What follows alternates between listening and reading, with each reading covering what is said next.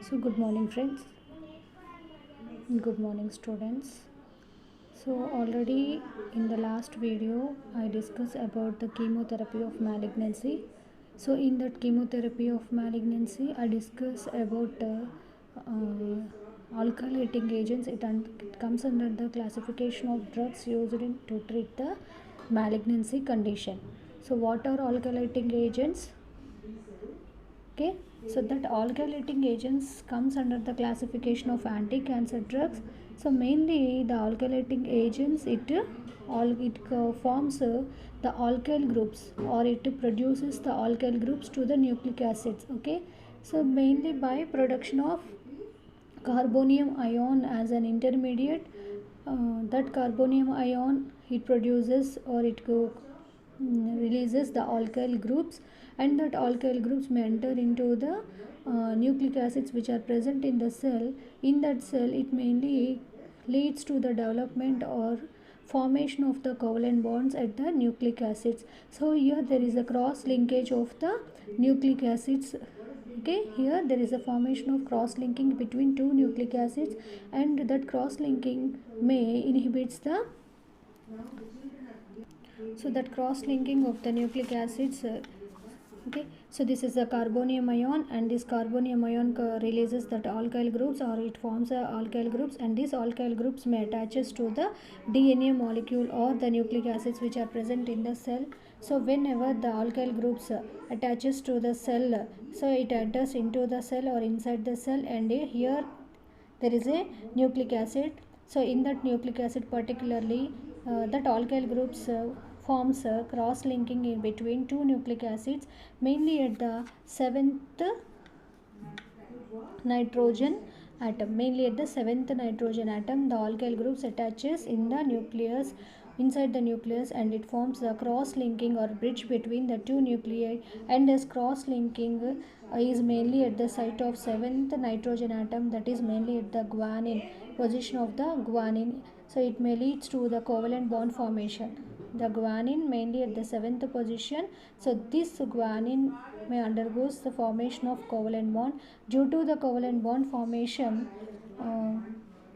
the cells may undergoes, or the cells may leading to the inhibition of cell replication. So here the cell replication can be inhibited by the carbonium ions, that is by the alkyl groups. When in alkyl groups attaches to the nucleic acid, or here in these conditions what happens means that nucleic acids may forms a cross linking or formation of the covalent bonds, mainly at the 7th position or 7th nitrogen atom, at the guanine residues, mainly in the DNA. So what happens means here there is a decrease in the replication of the DNA, and as well as protein synthesis can be inhibited by using the alkylating agents. So this is about the mechanism of action of alkylating agents, as earlier I discussed about that alkylating agents. Okay, so mainly these alkylating agents are again classified into different types.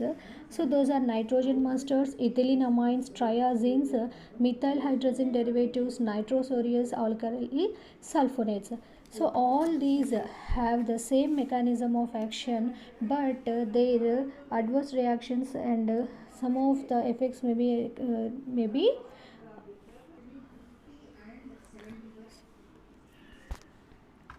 Next, coming to the nitrogen mustards. So these are comes under the classification of alkylating agents, mainly when we are using these nitrogen mustards.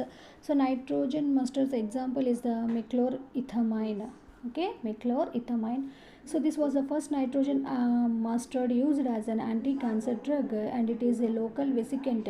So local vesicant means if any of the agent it may acts upon our skin, and it causes the blisters on the skin. So it called as vesicant. So and the mechanism of action of this meclorethamine is also similar to that of alkylating agents. Mainly it undergoes the or it forms alkyl groups, or the carbonium ions are get liberated from that meclorethamine, and that alkyl groups may attaches to the sulfyl or amine groups or the phosphate groups, and mainly which are present in the cell, inside the cell. And here there is a cross linking or a bridge formation, that is nothing but covalent bonds are formed at the nucleic acids and inhibits the replication of the DNA. Coming to this pharmacokinetics, meclorethamine mainly administered by the IV route, and it undergoes the chemical degradation in the water and body fluids. So it can be dispensed in powdered form. It is highly metabolized, but only less than 0.1% is eliminated in the urine. And coming to the adverse effects are nausea, vomiting, myelosuppression, leukopenia, thrombocytopenia, anemia, plastic aplasia, menstrual irregularities, and in the women. So mainly whatever the drug, either the alkylating agents or the natural products, any of the classification, mainly the anti-cancer drugs, it causes myelosuppression. So the main disadvantage or main adverse effect by using the by using the anti-cancer drugs are the myeloid suppression or myelosuppression. So in these conditions, what happens? Nausea and vomiting are the general side effects. Nausea, vomiting, headache, anemia. So these all are the general symptoms. But in these situations, so myelosuppression means here there is a suppression of the myeloid system. Okay, here there is a suppression of the myeloid cells or myeloid system. So what is meant by myeloid suppression? Means myeloid means bone marrow suppression. So that bone marrow suppression, it may leads to leukopenia. Whenever there is a myelosuppression means there is no formation of blood vessels, or blood cells from the bone marrow. So in that particular conditions, what happens? Either there is a decrease in the RBC, WBC, platelets. So all the blood cells can be decreased or blood cells are reduced. So what happens during that conditions? Leukopenia, thrombocytopenia, and anemia are the adverse effects which are caused due to the myelosuppression of the bone marrow. Next, menstrual irregularities are also can be seen in the women. So mainly meclorethamine, the drug meclorethamine is used in combination with other drugs in the treatment of hematological and solid cancers, and also used in the treatment of cutaneous T-cell lymphoma. Next, coming to this cyclophosphamide. Cyclophosphamide is also a nitrogen mustard. So this cyclophosphamide is a prodrug, and it acts as a local irritant. Like a meclorethamine, cyclophosphamide is well absorbed from the GI tract. And that during that. So cyclophosphamide is also a nitrogen mustard, and that nitrogen mustard acts as a local irritant. It's not a local irritant like meclorethamine. So what happens? Meclorethamine, it forms blisters on the skin. What happens? So that meclorethamine forms blisters on the skin, and cyclophosphamide is well absorbed from the GIT. When compared to this meclorethamine, so meclorethamine it forms blisters on the skin, and it is not well absorbed by the oral route, and it may be given in the powder form. Okay, powder form, and it is administered by the IV route. So this cyclophosphamide is also the drug which is under the category of nitrogen mustards. So that cyclophosphamide is well absorbed from the GIT, and it is also given by the oral route. Mainly it is metabolized in the liver to its active metabolites. So that cyclophosphamide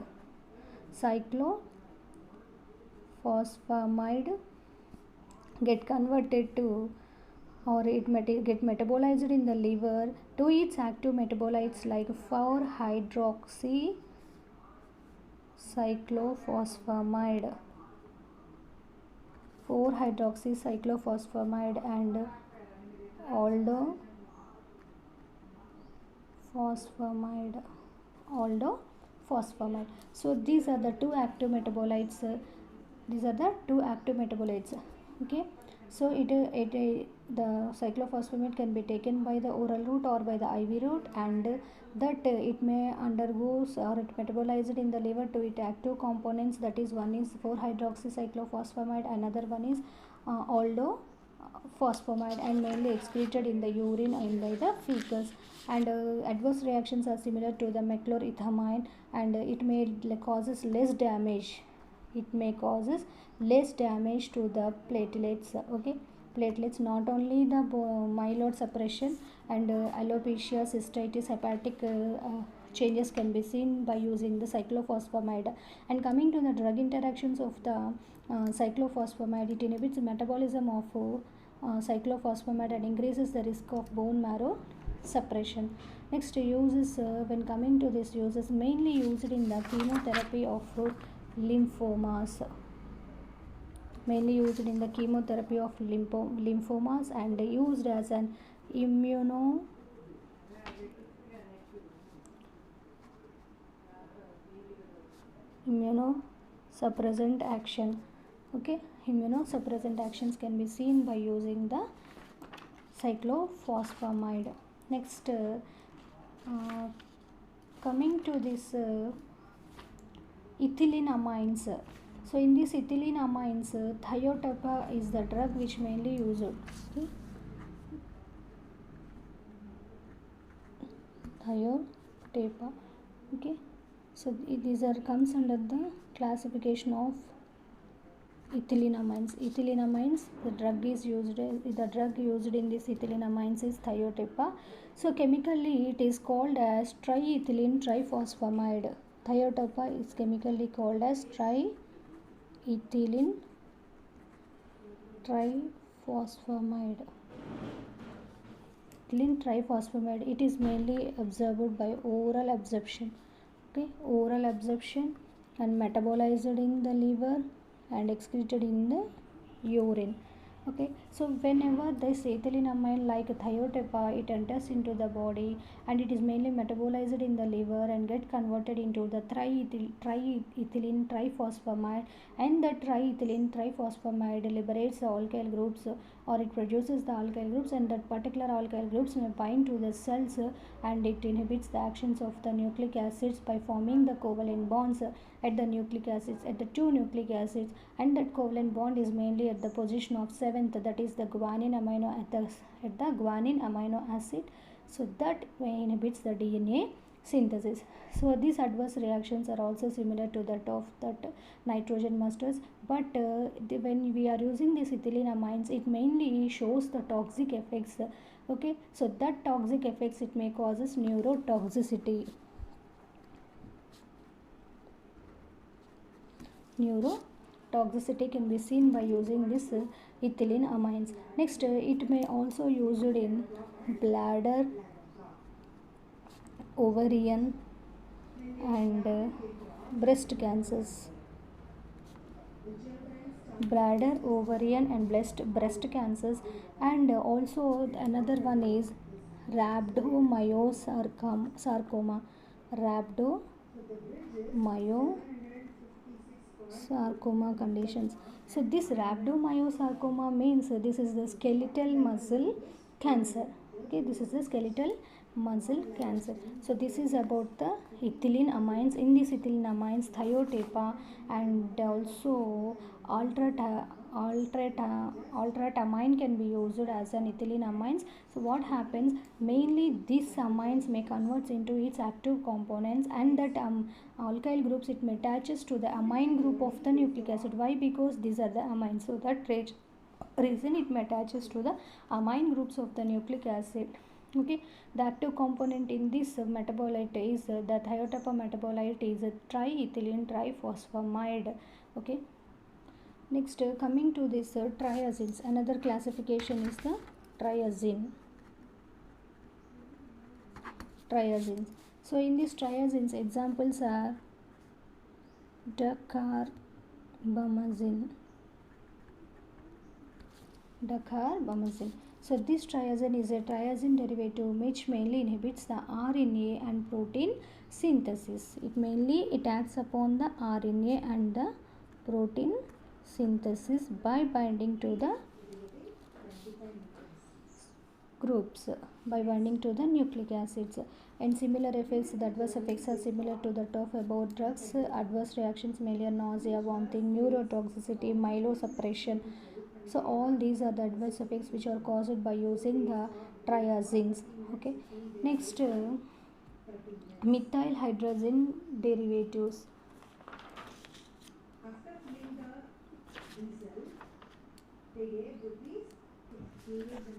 Next, coming to this methyl hydrogen derivatives, that methyl hydrogen derivatives, that is the procarbazine.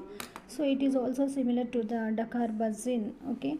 So next, nitrosoureous. Nitrosoureous is another classification which is present in the alkylating agents. Nitrosoureous. So nitrosoureous is the another classification which is mainly in the alkylating agents.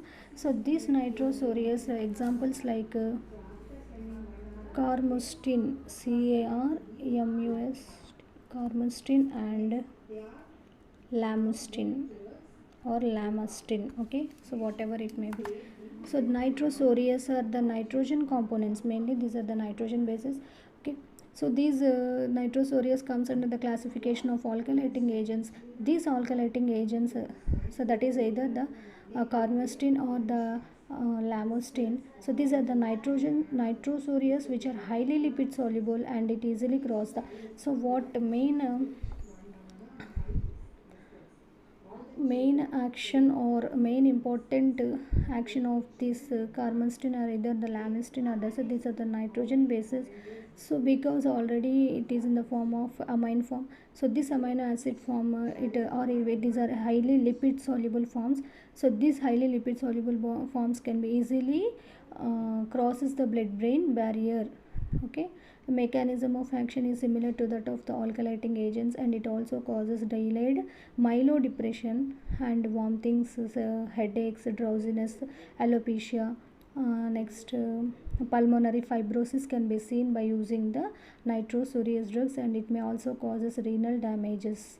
So this is about the nitrosoureous. So nitrosoureous drugs are carmustine and lamustine and these are mainly used in the treatment of leukemias, mainly used in the meningeal leukemias.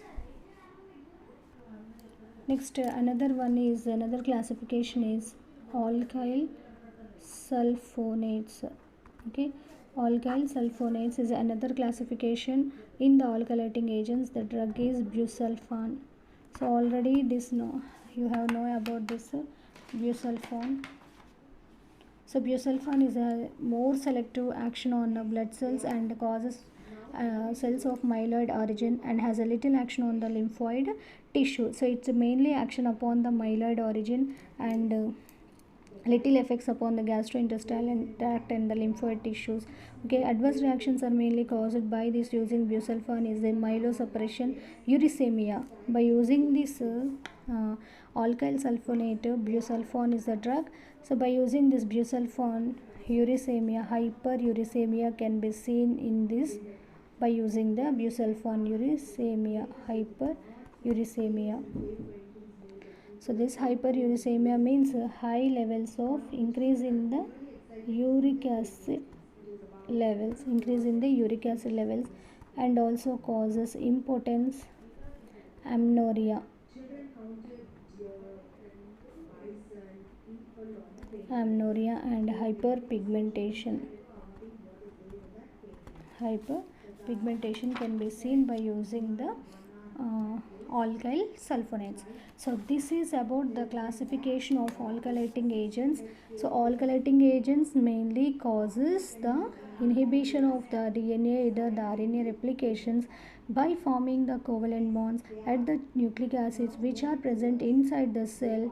Okay, so in that mechanism, that alkylating agents, mainly that carbonium ions, may produces the alkyl groups or it attaches alkyl groups to the particular cells. Okay, so this is about the alkylating agents. In that alkylating agents we have 6 classifications of drugs: nitrogen mustards, ethylenamines, triazines, methyl hydrazine derivatives, nitrosoureous, and alkyl sulfonates. So this is about alkylating agents. Next, coming to these natural products.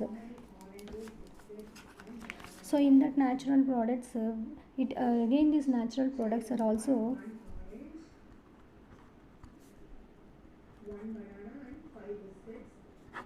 so these natural products are also classified into four types.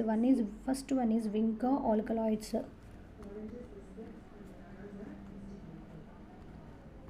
Okay, so already all of you know about that Vinca alkaloids. So these Vinca alkaloids are the plant sources. These are the plant sources that alkaloids are mainly collected from the plants. So that plants from mainly from the Vinca. So this Vinca mostly act as an anti-cancer drug in the earlier days or in the olden days. So these are the natural products. Natural products means these are mainly obtained from the plant sources. So mainly from the plants. So that alkaloids are collected from the Vinca plant. So already we know about the Vinca alkaloids. So these alkaloids are mainly collected from the plant sources, that is mainly from the Vinca. So that Vinca, the scientific name of the Vinca is Catharanthus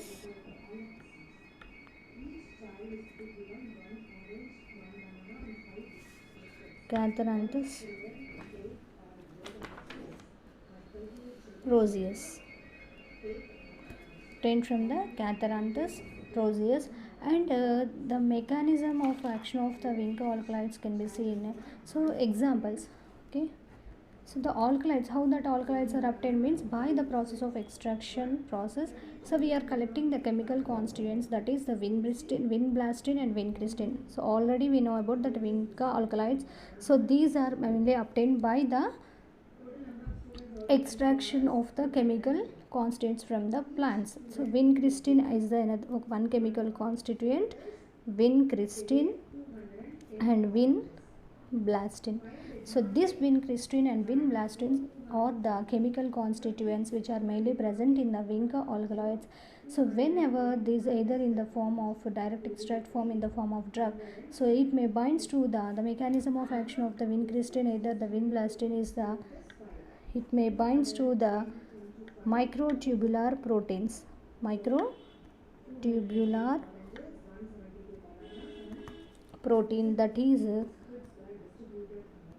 tubulin, microtubular protein, that is tubulin, which is present in the cell membrane or around the cells or around the cells. Mainly this vincristine, either the vincristine or vinblastine, it enters or it attaches to the microtubular proteins which are present in the cell membrane. So mainly that microtubular protein is the tubulin. So this tubulin is the protein, it mainly forms the bonds between two proteins or bonds between the two amino acids, or here it causes the formation of it is helpful for the formation of tubules.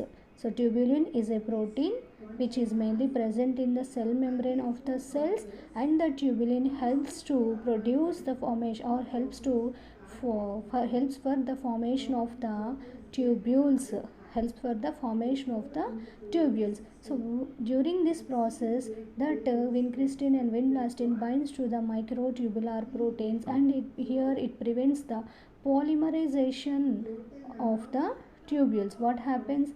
It prevents the polymerizing reactions. So polymerization reactions can be inhibited by vincristine and vinblastine. So what happens here? There is no formation or there is no polymerization of the cells. There is no formation of the microtubules in the cells, and here it prevents the mitotic divisions.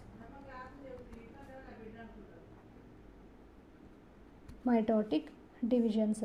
Okay, so here mitotic divisions can be inhibited by decreasing the polymerization of the tubules by acting upon the microtubular protein, that is the tubulin. Okay, this is about the mechanism of action of the Vinca alkaloids. Coming to the pharmacokinetics, these are not well absorbed and metabolized in the liver and mainly excreted in the bile. Next, adverse reactions are similar to that of about drugs, that is bone marrow toxicity, neurotoxicity, alopecia, nausea, constipation, mental depression, and anorexia. Okay, so the main use of the vinblastine is mainly it is used in the testicular carcinoma. Okay, so vinblastine can be used in the testicular carcinoma and also in the Hodgkin's disease. in the mainly in the Hodgkin's disease, that is the Hodgkin's disease means cancer. This is a cancer of the immune system. So mainly immune system can be collapsed or immune system can be damaged. So if the person may damages that particular immune system, that condition is called Hodgkin's disease. So vinblastine is mainly used to treat the Hodgkin's disease. So used in the methotrexate resistant lymphocarcinoma. Okay, so this vinblastine is mainly used to treat the testicular cancer as well as the Hodgkin's disease, and also in the lymphosarcoma condition. So that lymphosarcoma condition is mainly arised due to the methotrexate resistance. Next, coming to this vincristine, it is also used to induce remission in acute lymphatic leukemia. So this vincristine mainly used in the children to treat the acute lymphatic leukemia. So lymphatic leukemia means all of you know about the lymph nodes. So that lymph nodes can be affected. So vinblastine is used to treat the Hodgkin's disease and also to treat the lymphosarcoma. This lymphosarcoma is mainly caused by the methotrexate resistance. And coming to this vincristine is mainly used to treat the acute lymphatic leukemia in the children. To treat acute lymphatic leukemia. So this acute lymphatic leukemia is the cancer of the lymph nodes, and also this is also used in the Hodgkin's disease and mainly in the WIMS tumors. Okay. Next, another classification comes under the natural products is taxanes. Okay, so first classification is the vinca alkaloids and another classification is the taxanes. So in the taxanes, paclitaxel and docetaxel are the drugs which are comes under the classification of taxanes. Okay, so this paclitaxel is isolated mainly from the bark of western yew tree, mainly from the bark of western yew tree. Paclitaxel is the drug and it is a natural product. It comes under the classification of taxanes. Okay, so these are mainly isolated from the barks of the western yew tree, and the mechanism of action of the this paclitaxel is also it inhibits the tubulin. Okay, it binds to the tubulin and it results in the formation of microtubules, and here it results in stable and non-functional microtubular bundles leading to the mitotic arrest. Okay, so it reduces the mitotic divisions, and the main therapeutic use of the paclitaxel is used in myeloid leukemia. Next, so this coming to this pharmacokinetics of the paclitaxel, it is mainly metabolized in the liver by the enzyme cytochrome P450 enzyme, and the adverse effects mainly caused by using the paclitaxel is mucositis.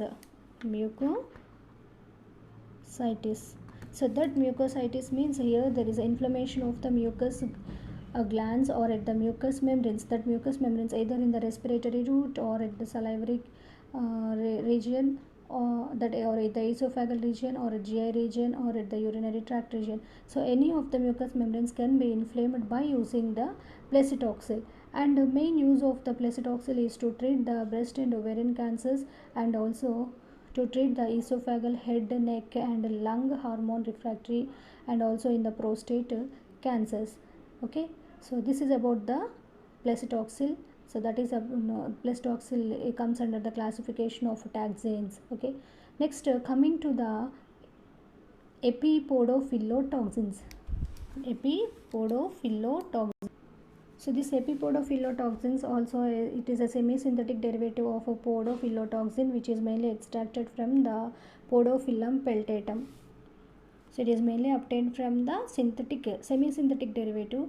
So it is a semi-synthetic derivative mainly from the Podophyllum peltatum, and the main mechanism of action is of the epipodophyllitoxin, that is podophyllum. The drug is etoposide. ETOPOSID. Okay, so etoposide is isolated from the Podophyllum peltatum, So this podophilopeltatum comes under the classification of epipodophyllatoxins, and mechanism of action of this etoposide is to form complexes with the etoposide forms complexes with topoisomerase forms complexes with the topoisomerase.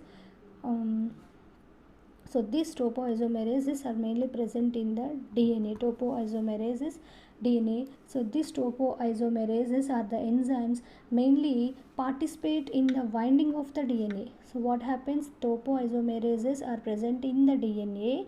So this etoposide binds to the topoisomerase, or it forms complexes with the topoisomerase enzyme. So this topoisomerase enzyme causes binding of DNA, so that particular DNA can be binded. Okay, so overlapping of the DNA can be seen during by using the etoposide. That overlapping or the DNA strand overlapping may lead to cell death. And coming to the pharmacokinetics of the etoposide, moderately well absorbed, administered by the IV route, and poorly enter into the CSF. And adverse reactions are similar. Adverse reactions, mainly gastrointestinal disturbances, can be seen by using the epipodophyllatoxins, that is etoposide, and mainly used in the testicular sarcoma and used in the lymphomas. Next, coming to the camptothecin analogs. These camptothecin analogs are also comes under the classification of natural products. So these camptothecin analogs examples are topotecan and irinotecan. So camptothecin analogs, camptothecin analogs are the topotecan and irinotecan. So either these are the semi-synthetic compounds, and these compounds also have similar actions compared to that of etoposide, that is adipophyllotoxins. So mainly in the etoposide it binds to the topoisomerase enzyme 1, but this topotecan may binds to the topoisomerase enzyme 2. So in these conditions, or in these cases, so the drug along with the enzyme, it forms drug enzyme complex. Here the drug enzyme complex can be formed. The drug enzyme complex, it interlinks with that particular DNA, and there is a binding of DNA or overlapping of the DNA, and the DNA ternary complex prevents the resealing or formation of the DNA fragments. Or here the DNA can be divided into fragments. Okay, or the action of the DNA can be inhibited by the topotecan. In this, translation processes can be inhibited. Next, coming to the pharmacokinetics, this can be administered by IV route, and plasma protein binding is low, and